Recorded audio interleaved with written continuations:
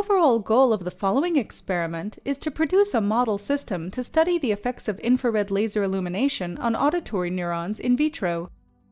This is achieved by patch clamping cultured auditory neurons in the whole cell configuration in order to explore their electrical characteristics. Subsequently exposing the neurons to laser irradiation can elicit electrical responses in the exposed cell, which can be measured with a patch clamp setup.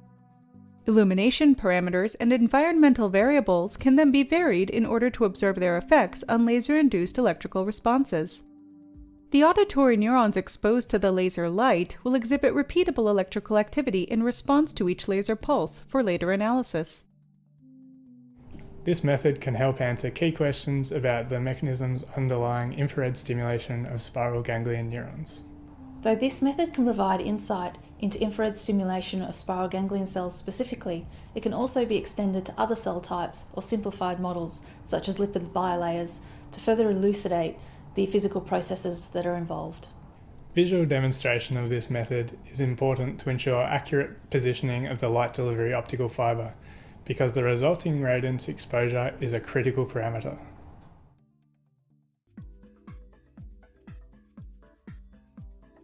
Have prepared recording micropipettes with a resistance of 2 to 6 megaohms. They can be pulled from borosilicate glass with a CO2 laser puller. Prepare the fiber-coupled laser. A wide array of optical fiber will work.